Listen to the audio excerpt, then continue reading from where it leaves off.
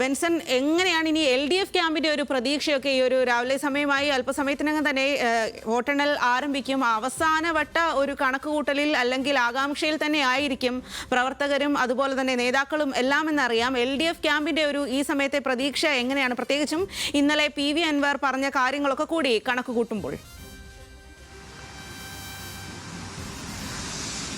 Swathi, good morning. ഈ അവസാനഘട്ട കണക്കുകൂട്ടലുകൾ നമുക്കറിയാം, ഈ ബൂത്ത് തലങ്ങളിൽ നിന്ന് ലഭിച്ച കണക്കുകൾ അത് കൃത്യമായി ക്രോഡീകരിച്ചതിന് ശേഷമായിരുന്നു ആദ്യഘട്ടം തൊട്ട് തന്നെ, അതായത് വോട്ടെടുപ്പിന് ശേഷം ആദ്യഘട്ടത്തിൽ തന്നെ 1500 മുതൽ അല്ലെങ്കിൽ 1200 മുതൽ 1500 2000 വോട്ടിൻ്റെ ഭൂരിപക്ഷത്തിൽ LDF സ്ഥാനാർത്ഥി വിജയിക്കുമെന്ന ഒരു നേരിയ വോട്ടിൻ്റെ ഭൂരിപക്ഷത്തിൽ വിജയിക്കുമെന്നൊരു കണക്കുകൂട്ടലിലേക്ക് LDF ക്യാമ്പ് എത്തിയിട്ടുണ്ടായിരുന്നു. അതിന് പല ഘടകങ്ങളുണ്ടായിരുന്നു, പല കാരണങ്ങൾ പറഞ്ഞു, പല ഘടകങ്ങളുണ്ട്. അവയെല്ലാം കൂടി ചേർന്ന് വന്നാൽ മാത്രമേ ഇത്തരത്തിലൊരു വിജയത്തിലേക്ക് എത്തുകയുള്ളൂ എന്ന് തന്നെയാണ് LDF ക്യാമ്പിൻ്റെ ഒരു കണക്കുകൂട്ടൽ. അതിന് പല ഘടകങ്ങൾ, ഈ സൂചിപ്പിച്ചതുപോലെ തന്നെ പല ഘടകങ്ങളുണ്ട്. അൻവർ എത്ര വോട്ട് പിടിക്കുമെന്നതുണ്ട്. അതോടൊപ്പം തന്നെ ഓരോ പഞ്ചായത്തുകളിലും ഓരോ ബൂത്തുകളിലും അൻവർ അടക്കമുള്ള ആളുകളുടെ, അതോടൊപ്പം തന്നെ മറ്റ് സ്ഥാനാർത്ഥികളുടെ എഫക്റ്റ് ഏത് തലത്തിലാണ് ഉണ്ടായിട്ടുള്ളത്, അങ്ങനെ പല ഘടകങ്ങളുണ്ട്. അതിൽ നമ്മൾ ഈ വോട്ട് എണ്ണി തുടങ്ങുന്നത് നമുക്കറിയാം വഴിക്കടവ് പഞ്ചായത്തിൽ നിന്നാണ്. ഈ വഴിക്കടവ് പഞ്ചായത്തിൽ UDFന് 1000-ലധികം വോട്ടിൻ്റെ ഭൂരിപക്ഷം ഉണ്ടാകുമെന്ന കണക്കുകൂട്ടലുകൾ ആദ്യഘട്ടത്തിൽ തന്നെ LDF ക്യാമ്പിനുണ്ട്. അതിനാൽ തന്നെ ഈ വഴിക്കടവ് എണ്ണി തുടങ്ങുമ്പോൾ വലിയ വോട്ടിൻ്റെ ഭൂരിപക്ഷം അല്ലെങ്കിൽ വലിയ വോട്ടിൻ്റെ ലീഡ് UDFന് ഉണ്ടായിക്കഴിഞ്ഞാൽ അത് ആശങ്കപ്പെടേണ്ട ഒരു വകയില്ല, അല്ലെങ്കിൽ ആശങ്കയിലേക്ക് പോകണ്ട എന്ന് തന്നെയാണ് LDF ക്യാമ്പിൻ്റെ ഒരു വിലയിരുത്തൽ. പിന്നീട് അങ്ങോട്ടേക്ക് മൂത്തേടം, ചുങ്കത്തറ അടക്കമുള്ള പഞ്ചായത്തുകളിലും UDFന് കാര്യമായിട്ടുള്ള ലീഡ് ഉയർത്താൻ സാധിക്കും. എന്നാൽ പിന്നീട് ഈ നഗരസഭയിലേക്ക് എത്തിക്കഴിഞ്ഞാൽ ആ ലീഡ് ഏകദേശം ഒപ്പത്തിനൊപ്പം, അല്ലെങ്കിൽ നഗരസഭ ഏകദേശം ഒപ്പത്തിനൊപ്പം പിടിക്കുകയോ അല്ലെങ്കിൽ ഒരു നേരിയ ലീഡ് LDFന് ഉണ്ടാക്കാനോ സാധിക്കും. പിന്നീട് എത്തുന്ന കരുളായി, അമരമ്പലം അടക്കമുള്ള പഞ്ചായത്തുകൾ, അതോടൊപ്പം തന്നെ പോത്തുകല്ലിലും ഒരു നേരിയ ലീഡ് പ്രതീക്ഷിക്കുന്നുണ്ട്. കരുളായി, അമരമ്പലം അടക്കമുള്ള പഞ്ചായത്തുകളിൽ വലിയ ലീഡ് അല്ലെങ്കിൽ വലിയ മുന്നേറ്റം ഉണ്ടാക്കാൻ സാധിക്കുമെന്ന് തന്നെയാണ് LDF ക്യാമ്പ് ഇപ്പോഴും പ്രതീക്ഷിക്കുന്നത്. അത് പല കണക്കുകൂട്ടലുകൾ അതിൻ്റെ പിന്നിലുണ്ട് എന്ന് തന്നെ വേണമെങ്കിൽ പറയാം. അത് സാമുദായിക സമവാക്യങ്ങളെല്ലാം കൂടി കണക്കുകൂട്ടി കഴിയുമ്പോൾ അത്തരത്തിലൊരു വോട്ട് വലിയ രീതിയിൽ LDF ക്യാമ്പിലേക്ക് വരുമെന്ന പ്രതീക്ഷയുണ്ട്. അതോടൊപ്പം തന്നെ നമ്മൾ ആദ്യഘട്ടം തൊട്ട് പറയുന്നതാണ്, M സ്വരാജിൻ്റെ സ്ഥാനാർത്ഥിത്വം വലിയ ആവേശം പാർട്ടി പ്രവർത്തകർക്കുള്ളിൽ തന്നെ ഉണ്ടാക്കിയിട്ടുണ്ട്. അതിൻ്റെ അടിസ്ഥാനത്തിൽ കൃത്യമായും 70,000-ന് മുകളിൽ പാർട്ടി വോട്ടുകൾ, കേഡർ വോട്ടുകൾ കൃത്യമായും പോൾ ചെയ്യപ്പെട്ടിട്ടുണ്ട് എന്നവർ കണക്കുകൂട്ടുന്നു.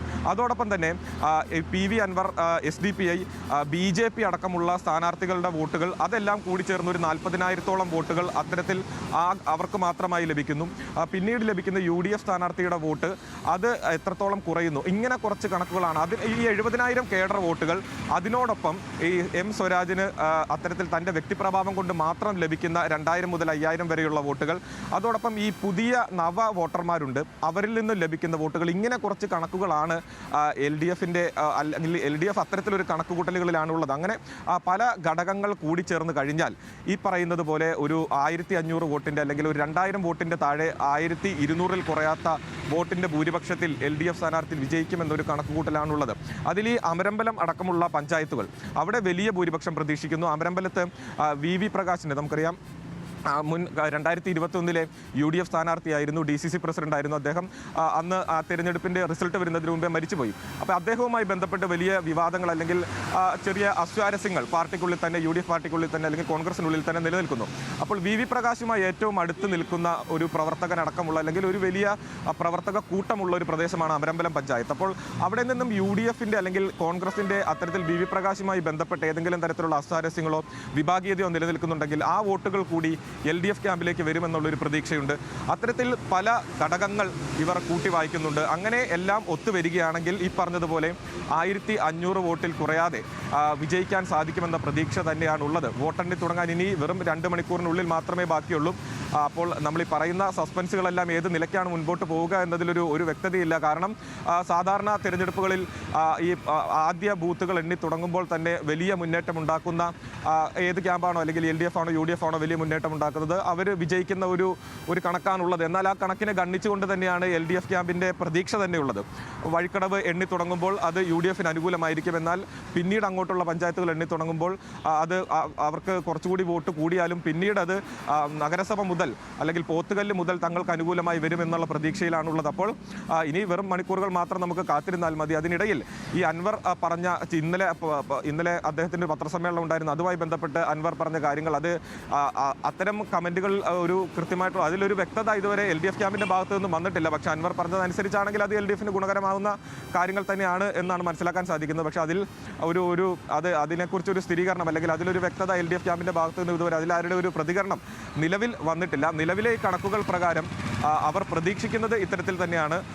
M സ്വരാജ് എന്ന സ്ഥാനാർത്ഥിക്ക് ലഭിക്കുന്ന വോട്ടുകൾ, പാർട്ടി ചിഹ്നത്തിൽ ഒരു സ്ഥാനാർത്ഥി വന്നതിൻ്റെ ആവേശം, അങ്ങനെ ഇവയെല്ലാം കൂടി ചേർന്നപ്പോൾ അതോടൊപ്പം തന്നെ പാർട്ടി അടിത്തട്ട് മുതൽ ചിട്ടയായിട്ടുള്ള പ്രവർത്തനം, അത് നമുക്കറിയാം LDF എപ്പോഴൊക്കെയും ഒരു തിരഞ്ഞെടുപ്പിനെ അഭിമുഖീകരിക്കുന്നുണ്ടോ അപ്പോഴെല്ലാം ചിട്ടയായിട്ടുള്ള പ്രവർത്തനം, അടിത്തട്ട് മുതലുള്ള ചിട്ടയായിട്ടുള്ള പ്രവർത്തനം LDFിൻ്റെ ഭാഗത്തു നിന്നും ഉണ്ടാകും. അപ്പോൾ ആ നിലയ്ക്ക് തന്നെ CPMൻ്റെ ഭാഗത്തു നിന്നും ഉണ്ടാകും. അപ്പോൾ ആ നിലയ്ക്ക് തന്നെ ഈ തെരഞ്ഞെടുപ്പിലും ചിട്ടയായിട്ടുള്ള പ്രവർത്തനം ഉണ്ടായിരുന്നു. നമ്മൾ കണ്ടതാണ് അവസാനത്തെ, അതായത് ഈ പ്രചാരണത്തിൻ്റെ അവസാനത്തെ ഒരു 10 ദിവസത്തോളം 10-ലധികം മന്ത്രിമാർ ഓരോ ദിവസവും മണ്ഡലത്തിൽ ക്യാമ്പ് ചെയ്ത് ഓരോ പഞ്ചായത്തുകളിലും ഓരോ യോഗങ്ങളിലും കൃത്യമായി ക്യാമ്പ് ചെയ്ത് പ്രവർത്തിക്കുന്നത് നമ്മൾ കണ്ടതാണ്. അതോടൊപ്പം തന്നെ തിരഞ്ഞെടുപ്പ് പ്രഖ്യാപിച്ച ആദ്യഘട്ടം മുതൽക്കേ തന്നെ LDFിൻ്റെ അല്ലെങ്കിൽ CPIMൻ്റെ മുതിർന്ന നേതാക്കൾ എല്ലാവരും തന്നെ മണ്ഡലത്തിലുണ്ടായിരുന്നു. ഗോവിന്ദൻ മാഷ് അടക്കമുള്ള ആളുകൾ, A വിജയരാഘവൻ അടക്കമുള്ള ആളുകൾ ആദ്യഘട്ടം മുതൽക്കേ തന്നെ മണ്ഡലത്തിലുണ്ട്. അവരും കൃത്യമായിട്ടുള്ള ഇടവേളകളിൽ കൃത്യമായിട്ടുള്ള യോഗങ്ങളിൽ ഏതെല്ലാം നിലയിലാണോ കാര്യങ്ങൾ മുൻപോട്ട് പോകേണ്ടത് അതെല്ലാം ആ നിലയ്ക്ക് തന്നെ അത് മുൻപോട്ട് കൊണ്ടുപോകുന്ന ഒരു കാഴ്ചയായിരുന്നു നമ്മൾ കാണാറുണ്ട്. അപ്പോൾ ചിട്ടയായിട്ടുള്ള പ്രവർത്തനം LDFിൻ്റെ ഭാഗത്തു നിന്നും ഉണ്ടായിട്ടുണ്ട്. ഇവയെല്ലാം വോട്ടായി മാറുമെന്നുള്ള പ്രതീക്ഷയുണ്ട്. അതോടൊപ്പം തന്നെ നമ്മൾ നേരത്തെയും സംസാരിച്ചിട്ടുള്ളതാണ്, M സ്വരാജിന് യുവാക്കൾക്കിടയിലുള്ള വലിയ ഒരു പ്രാതിനിധ്യം അല്ലെങ്കിൽ അദ്ദേഹത്തിന് അവർക്ക് ലഭിക്കുന്ന വലിയൊരു അംഗീകാരം അല്ലെങ്കിൽ ഒരു ആവേശം, അത് വോട്ടായി മാറുമെന്ന പ്രതീക്ഷയുണ്ട്. പ്രത്യേകിച്ച് സമൂഹ മാധ്യമങ്ങളിലെല്ലാം ഇപ്പോൾ സമൂഹ മാധ്യമങ്ങളാണ് പ്രധാന ചർച്ച. അപ്പോൾ സമൂഹ മാധ്യമങ്ങളിലാണ് പ്രധാന ചർച്ചകൾ നടക്കുന്നതും. അപ്പോൾ സമൂഹ മാധ്യമങ്ങളിലെല്ലാം അദ്ദേഹത്തിൻ്റെ ഓരോ വാക്കുകളും മുൻപ് സ്വീകരിച്ചിട്ടുള്ള നിലപാടുകൾ, ഫലസ്തീൻ വിഷയത്തിലാവട്ടെ അല്ലെങ്കിൽ അത്തരത്തിലുള്ള യുദ്ധവുമായി ബന്ധപ്പെട്ട വിഷയങ്ങളിലാവട്ടെ, ഇതിലെല്ലാം അദ്ദേഹം സ്വീകരിച്ചിട്ടുള്ള നിലപാടുകളെല്ലാം ഇപ്പോഴും ചർച്ചയാവുകയാണ്, ഈ തിരഞ്ഞെടുപ്പ് കാലത്തും ചർച്ചയാവുകയാണ്. അപ്പോൾ ഇതെല്ലാം യുവാക്കൾക്കിടയിൽ, പുതിയ വോട്ടർമാർക്കിടയിൽ ഒരു സ്വാധീനം ചെലുത്താൻ സാധിച്ചിട്ടുണ്ട് എന്ന കണക്കുകൂട്ടലുകളിൽ തന്നെയാണ് LDF ക്യാമ്പ് ഉള്ളത്. അപ്പോൾ സ്വരാജിൻ്റെ സ്ഥാനാർത്ഥിത്വം, പാർട്ടി ചിഹ്നത്തിലുള്ള സ്ഥാനാർത്ഥി, LDFിൻ്റെ ചിട്ടയായിട്ടുള്ള പ്രവർത്തനം, അതോടൊപ്പം തന്നെ സാമുദായിക സമവാക്യങ്ങൾ, അങ്ങനെ ഇവയെല്ലാം കൂടി ചേർന്ന് കഴിഞ്ഞാൽ ഏകദേശം ഞാൻ ഈ നേരത്തെ പറഞ്ഞതുപോലെ തന്നെ ഒരു 1200-ന് മുകളിൽ 1500-ന് മുകളിൽ 2000-ന് ചൂടിൽ അത്തരത്തിലൊരു വോട്ടിൻ്റെ ഭൂരിപക്ഷത്തിൽ വിജയിക്കാൻ സാധിക്കുമെന്ന് തന്നെയാണ് LDFിൻ്റെ പ്രതീക്ഷ. സാധാരണ നമ്മൾ മറ്റ് തിരഞ്ഞെടുപ്പുകളിലെല്ലാം തന്നെ കൃത്യമായിട്ടുള്ളൊരു കണക്ക്, ഒരു ഇത്ര വോട്ടിൻ്റെ ഭൂരിപക്ഷത്തിൽ വിജയിക്കും എന്ന ഒരു കണക്ക് സാധാരണ LDF ക്യാമ്പിൽ നിന്ന് പുറത്തു വരുന്നതാണ്. എന്നാൽ ഇപ്രാവശ്യം അത്തരത്തിലൊരു കൃത്യമായിട്ടുള്ളൊരു കണക്ക് LDF ക്യാമ്പിൻ്റെ ഭാഗത്തു നിന്നും ഉണ്ടായില്ല. നേരിയ വോട്ടിൻ്റെ ഭൂരിപക്ഷം എന്നാണ് പറഞ്ഞത്. ഇത്തരത്തിൽ ഒരു കൃത്യമായിട്ടുള്ളൊരു കണക്ക്, നമ്മൾ ഈ പറയുന്ന പോലെ 1500-എന്നോ 1200 എന്നൊരു കൃത്യമായൊരു കണക്ക് അവരുടെ ഭാഗത്തു നിന്ന് നിലവിൽ പുറത്തു വന്നിട്ടില്ല. നേരിയ വോട്ടിൻ്റെ ഭൂരിപക്ഷത്തിൽ വിജയിക്കുമെന്ന് തന്നെയാണ് പ്രതീക്ഷിക്കുന്നത്. ഈ കൊട്ടിക്കലാശത്തിൽ ഉൾപ്പെടെ അതോടൊപ്പം തന്നെ ഓരോ പ്രചാരണ പരിപാടികളിലും LDFിൻ്റെ ഓരോ പ്രചാരണ പരിപാടികളിലും വലിയ ആൾക്കൂട്ടം ഉണ്ടായിരുന്നു. അപ്പോൾ ആദ്യഘട്ടത്തിൽ നമ്മൾ മുഖ്യമന്ത്രി വന്നാണ് അവരുടെ കൺവെൻഷൻ, LDF കൺവെൻഷൻ ഉദ്ഘാടനം ചെയ്തത്. അന്ന് മുതൽ തന്നെ വലിയ ആൾക്കൂട്ടത്തെ ഓരോ ഇടങ്ങളിലും ഉണ്ടാക്കിയെടുക്കാൻ അല്ലെങ്കിൽ ഓരോ ഇടങ്ങളിലും വലിയ ആൾക്കൂട്ടം ഉറപ്പുവരുത്താൻ LDF ക്യാമ്പിന് സാധിച്ചിട്ടുണ്ട്. അപ്പോൾ ഈ ആൾക്കൂട്ടങ്ങളെല്ലാം തന്നെ വോട്ടായി മാറുമോ എന്ന് നമുക്കറിയേണ്ടതുണ്ട്. അതോടൊപ്പം തന്നെ റീലുകളായും ഈ സോഷ്യൽ മീഡിയ ഫീഡുകളിലും വന്നിട്ടുള്ള കുറേ സ്വീകാര്യതകളുണ്ട്. ഇവയെല്ലാം വോട്ടായി മാറുമോ എന്നറിയേണ്ടതുണ്ട്. അങ്ങനെ ഈ കാര്യങ്ങളെല്ലാം പലതരത്തിലുള്ള, അതായത് പുതിയ കാലഘട്ടത്തിലെ ഈ പ്രചാരണ തന്ത്രങ്ങളെല്ലാം തന്നെ ഉപയോഗിച്ചിട്ടുണ്ട്. ഈ സോഷ്യൽ മീഡിയ വഴിയുള്ള പ്രചാരണ തന്ത്രങ്ങൾ, അതോടൊപ്പം തന്നെ നേരിട്ട് ആളുകളെ കാണുന്ന, അത് സാധാരണ ഉപയോഗിക്കാറുള്ള അത്തരം പ്രചാരണ തന്ത്രങ്ങൾ, അങ്ങനെ പലതരത്തിലുള്ള പ്രചാരണ തന്ത്രങ്ങൾ ഉപയോഗിച്ചുകൊണ്ട് നടന്ന ഒരു തിരഞ്ഞെടുപ്പ്, അതിൻ്റെ കൊട്ടിക്കലാശം ഇതുവരെ നമ്മൾ കണ്ടിട്ടില്ലാത്ത തരത്തിൽ, നിലമ്പൂർ ഇതുവരെ കണ്ടിട്ടില്ലാത്ത തരത്തിലുള്ള അത്രയും വലിയൊരു കൊട്ടിക്കലാശമായിരുന്നു നടന്നിട്ടുണ്ടായിരുന്നത്. അതിൽ PV അൻവർ സ്വീകരിച്ച നിലപാട് അത് ഇനി അങ്ങോട്ടുള്ള മുൻ വർഷങ്ങളിലും സ്ഥാനാർത്ഥികളെ സംബന്ധിച്ചിടത്തോളം മാതൃകയാക്കാവുന്നതാണ്. കാരണം മണിക്കൂറുകളോളം റോഡ് തടഞ്ഞു നിർത്തി കൊട്ടിക്കലാശം നടത്തുന്നതിന് പകരം ആ സമയം കൂടി വീടുകൾ കയറാനായിട്ടാണ് അൻവർ ഉപയോഗിച്ചത്. അതിന് മറ്റു പല കാരണങ്ങളും ഉണ്ടാകും. പക്ഷേ ആ നൽകിയിട്ടുള്ള ഒരു സൂചന അല്ലെങ്കിൽ അതൊരു നല്ല മാതൃകയാണ് എന്ന് തന്നെ വേണം പറയാൻ. അങ്ങനെ അത്തരത്തിൽ ഇതുവരെ കണ്ടിട്ടില്ലാത്ത തരത്തിലുള്ള പ്രചാരണം, ഇതുവരെ കണ്ടിട്ടില്ലാത്ത തരത്തിൽ സ്ഥാനാർത്ഥിത്വം വരെ ആ തരത്തിൽ പോകുന്ന ഒരു തിരഞ്ഞെടുപ്പായിരുന്നു. അപ്പോൾ അതിൻ്റെ ഒരു റിസൾട്ട് ഇനി മണിക്കൂറുകൾക്കുള്ളിൽ വരും. ഒരു 1.5 മണിക്കൂറിനുള്ളിൽ ആദ്യ ഫലസൂചനകൾ പുറത്തു വരുന്നു. അപ്പോൾ ആർക്ക് നേടാനാകും എന്നതിനെപ്പറ്റി ഒരു വ്യക്തത ആ സമയത്ത് നമുക്ക് പറയാൻ കഴിയുള്ളൂ. കാരണം കഴിഞ്ഞ തിരഞ്ഞെടുപ്പ് 2021-ലെ തിരഞ്ഞെടുപ്പിൽ പ്രധാന 3 സ്ഥാനാർത്ഥികളെ അല്ലെങ്കിൽ 3 മുന്നണികൾ എന്ന് തന്നെ പറയാമായിരുന്നു, LDFും UDFും NDAയും. പക്ഷേ ഇത്തവണ അത്തരത്തിലല്ല. LDF, UDF, NDA സ്ഥാനാർത്ഥിയോടൊപ്പം തന്നെ PV അൻവർ എന്ന് പറയുന്ന ഒരു സ്ഥാനാർത്ഥിയും കൂടി വരുന്നു. തൃണമൂൽ കോൺഗ്രസിനായിട്ട് മത്സരിക്കുന്നു, അല്ലെങ്കിൽ അവരുടെ സപ്പോർട്ടിൽ മത്സരിക്കുന്നു. അപ്പോൾ ഇത്തരത്തിൽ 4 പ്രധാന സ്ഥാനാർത്ഥികൾ വരുന്നു. ഇവരിൽ ആരെല്ലാം വോട്ട് നേടും എന്നതിൽ സംശയം വരുന്നു. അൻവറിനെ സംബന്ധിച്ചിടത്തോളം അൻവർ ആദ്യഘട്ടം തൊട്ട് തന്നെ വലിയ വോട്ടിൻ്റെ ഭൂരിപക്ഷത്തിൽ വിജയിക്കുമെന്നൊക്കെ പറയുമെങ്കിലും അത് പ്രായോഗികമായി അത് എത്തരത്തിൽ പോകും എന്നതിനെപ്പറ്റി ഒരു വ്യക്തതയില്ലെങ്കിലും അൻവർ പിടിക്കുന്ന വോട്ടുകൾ വളരെ നിർണായകമാകും. പ്രത്യേകിച്ച് വഴിക്കടവ്, പോത്തുകല്ല് തുടങ്ങിയ പഞ്ചായത്തുകളിൽ. പോത്തുകല്ല് നമുക്കറിയാം, അവിടെ ഉരുൾപൊട്ടലുണ്ടായി, മറ്റേ കവളപ്പാറയിൽ ഉരുൾപൊട്ടലുണ്ടായി. തുടർന്ന് അവിടെ അന്ന് ആരൊക്കെ വന്നിരുന്നു, ആരുടെയൊക്കെ ഇടപെടലുണ്ടായി എന്നീ സംബന്ധിച്ചെല്ലാം തന്നെ വലിയ ചർച്ചകൾ തിരഞ്ഞെടുപ്പുമായി ബന്ധപ്പെട്ട് നടന്ന സ്ഥലങ്ങൾ കൂടിയാണ്. അപ്പോൾ അവിടെ അൻവറിനെ സംബന്ധിച്ചിടത്തോളം വൈകാരികമായിട്ടുള്ള ഒരു ബന്ധം അവിടുത്തെ ആളുകളുമായി ഉണ്ടാകും. കാരണം അന്ന് അൻവർ കാര്യമായിട്ടുള്ള പ്രവർത്തനം ആ മേഖലയിൽ നടത്തിയിട്ടുണ്ടായിരുന്നു. അന്ന് ഞാനും മറ്റ് ഒരു രക്ഷാപ്രവർത്തനത്തിൻ്റെ ഭാഗമായിട്ട്, അല്ലെങ്കിൽ കുറച്ച് അത്തരത്തിലൊരു പ്രവർത്തനത്തിൻ്റെ ഭാഗമായി അന്ന് ഞാനും കവളപ്പാറയിൽ വന്നിട്ടുള്ള ആളായിരുന്നു. അന്ന് ഈ കണ്ട ആളുകളെല്ലാം തന്നെ നമ്മൾ നേരിട്ട് കണ്ടതാണ്. ആ ഓരോ ആളുകളുടെ പ്രവർത്തനം ഞാൻ അടക്കം നേരിട്ട് കണ്ടതാണ്. അപ്പോൾ വൈകാരികമായ ഒരു അടുപ്പം ഈ പോത്തുകല്ല് പറയുന്ന പ്രദേശത്ത് അൻവറിനുണ്ടാകും. പോത്തുകല്ലിൽ LDF സ്ഥാനാർത്ഥിക്ക് നേരിയ ഭൂരിപക്ഷം വരുമെന്ന് പ്രതീക്ഷിക്കുന്ന സ്ഥലമാണ്. അങ്ങനെ ഇത്തരത്തിൽ പല ഘടകങ്ങളാണ് ഈ തിരഞ്ഞെടുപ്പിൻ്റെ റിസൾട്ടിനെ സ്വാധീനിക്കുക. അപ്പോൾ അത് ആർക്ക് ഗുണകരമാകും എന്നറിയാൻ ഇനി മണിക്കൂറുകൾ മാത്രമാണ് ബാക്കിയുള്ളത്. LDFനെ സംബന്ധിച്ചിടത്തോളം UDF സ്ഥാനാർത്ഥിത്വവുമായി ബന്ധപ്പെട്ട് കോൺഗ്രസിനുള്ളിൽ ചില പ്രശ്നങ്ങളുണ്ട്. അത് തങ്ങൾക്ക് ഗുണകരമായി ബാധിക്കും, അത് തങ്ങൾക്ക് വോട്ടായി ലഭിക്കും എന്ന പ്രതീക്ഷയടക്കം LDF ക്യാമ്പ് വെച്ച് പുലർത്തുന്നുണ്ട്.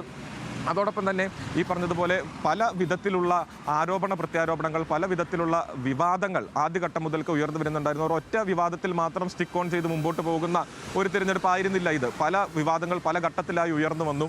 പെട്ടി വിവാദമാകട്ടെ, അല്ലെങ്കിൽ ഈ പെൻഷനുമായി ബന്ധപ്പെട്ട വിവാദമാകട്ടെ, ഇവയെല്ലാം തന്നെ തങ്ങൾക്ക് അനുകൂലമാകുന്ന രീതിയിൽ ഉപയോഗിക്കാനുള്ള ഒരു ശ്രമം LDFിൻ്റെ ഭാഗത്തു നിന്നും ഉണ്ടായിരുന്നു. അതായത് ഈ പെൻഷനുമായി ബന്ധപ്പെട്ട്, ക്ഷേമ പെൻഷനുമായി ബന്ധപ്പെട്ട് ഉയർന്നു വന്ന വിവാദം, KC വേണുഗോപാലിൻ്റെ ഭാഗത്തു നിന്നും വന്ന പരാമർശം, ആ പരാമർശത്തെ ഇവർ പരമാവധി LDF ക്യാമ്പ് പരമാവധി എല്ലായിടങ്ങളിലും അത് പ്രചാരണ കേന്ദ്രങ്ങളിൽ പ്രധാന പ്രചാരണ ആയുധമാക്കി ഉപയോഗിക്കുന്നു. അതോടൊപ്പം തന്നെ പെൻഷൻ ഗുണഭോക്താക്കളുടെ സംഗമം ഓരോ പഞ്ചായത്തുകളിലും ഓരോ മേഖലകളിലും സംഘടിപ്പിക്കുന്നു. അങ്ങനെ ഇതുമായി ബന്ധപ്പെട്ട ചർച്ചകൾ അത് ലൈവാക്കി തന്നെ നിർത്താൻ LDF ക്യാമ്പിന് കഴിഞ്ഞു. അതോടൊപ്പം തന്നെ മലപ്പുറം പരാമർശവുമായി ബന്ധപ്പെട്ട് മുഖ്യമന്ത്രിയുടെ A. വിജയരാഘവൻ അടക്കമുള്ള ആളുകളുടെ മലപ്പുറം പരാമർശവുമായി ബന്ധപ്പെട്ട് വന്നിട്ടുള്ള വിവാദം, അതൊരു വർഗീയതയുടെ ഭാഗമാണ്. അതോടൊപ്പം തന്നെ ജമാഅത്തെ ഇസ്ലാമിയുടെ അല്ലെങ്കിൽ ജമാഅത്തെ ഇസ്ലാമി UDFന് അനുകൂലമായി നിന്ന സാഹചര്യം. അപ്പോൾ ഇവയെല്ലാം ഒരു വർഗീയതയുടെ ഭാഗമാണ് എന്ന് പറഞ്ഞുകൊണ്ട് വർഗീയതയ്ക്കെതിരെ എന്ന രീതിയിൽ, അല്ലെങ്കിൽ വർഗീയതയ്ക്കെതിരെ ക്യാമ്പയിനുകൾ നടത്തുന്നു. അത്തരത്തിൽ ഉയർന്നു വന്ന ഓരോ വിവാദങ്ങളും തങ്ങൾക്ക് സാധകമാകുന്ന, അല്ലെങ്കിൽ തങ്ങൾക്ക് അനുകൂലമാകുന്ന രീതിയിൽ മുൻപോട്ട് കൊണ്ടുപോകാൻ LDF ക്യാമ്പിന് സാധിച്ചിട്ടുണ്ട്. അപ്പോൾ ഇവയെല്ലാം വോട്ടായി മാറുമെന്ന പ്രതീക്ഷയാണുള്ളത്. അതോടൊപ്പം തന്നെ നമുക്കറിയാം, നിലമ്പൂർ ആയിഷുമ്മ അവർ LDF സ്ഥാനാർത്ഥിക്ക് സ്വരാജിന് പരസ്യമായി പിന്തുണ കൊടുത്തുകൊണ്ട് മുൻപോട്ട് വന്ന സാഹചര്യം. ആ ഘട്ടത്തിൽ KR മീര, ഇവർക്കെല്ലാം എതിരെ സൈബർ ബുള്ളിയിങ് നടക്കുന്നു, അല്ലെങ്കിൽ സോഷ്യൽ മീഡിയയിൽ കൂടി വലിയ പ്രതിഷേധം ഇവർക്കെതിരെ നടക്കുന്നു. അപ്പോൾ വലിയ രീതിയിൽ സാഹിത്യകാരന്മാരെ മണ്ഡലത്തിൽ എത്തിച്ചുകൊണ്ട് ആ നിലയ്ക്കുള്ള പ്രചാരണം നടത്തുന്നു. ഇങ്ങനെ ഓരോ ഘട്ടത്തിലും ഉയർന്നു വന്ന ഓരോ വിവാദങ്ങളിലും, അല്ലെങ്കിൽ ഉയർന്നു വന്ന ഓരോ ആരോപണങ്ങളെയും തങ്ങൾക്ക് ഗുണകരമാകുന്ന രീതിയിൽ ജനങ്ങൾക്കിടയിൽ ചർച്ചയാക്കിക്കൊണ്ടുള്ള ഒരു പ്രചാരണമായിരുന്നു LDFിൻ്റെ ഭാഗത്തു നിന്നും ഉണ്ടായിരുന്നത്. അപ്പോൾ ഇവയെല്ലാം വോട്ടായി മാറുമെന്ന പ്രതീക്ഷ തന്നെയാണ് ഉള്ളത്. സൂചിപ്പിച്ചതുപോലെ തന്നെ ഒരു 1200-നും 1500-നും മുകളിൽ 2000-ന് ചുവടെ ഒരു വോട്ടിൻ്റെ ഭൂരിപക്ഷത്തിൽ വിജയിക്കുമെന്നാണ് LDF ക്യാമ്പിൻ്റെ പ്രതീക്ഷ. ഇപ്പോഴും ആ പ്രതീക്ഷ നിലനിൽക്കുന്നു. LDF സ്ഥാനാർത്ഥി M. സ്വരാജ് തിരുവനന്തപുരത്തു നിന്നും എത്തിക്കൊണ്ടിരിക്കുന്നതേ ഉള്ളൂ. 8 മണിയോടുകൂടി തന്നെ നിലമ്പൂർ ഏരിയ കമ്മിറ്റി ഓഫീസിലേക്ക് എത്തുമെന്നാണ് അറിയിച്ചിട്ടുള്ളത്. സ്വാതി.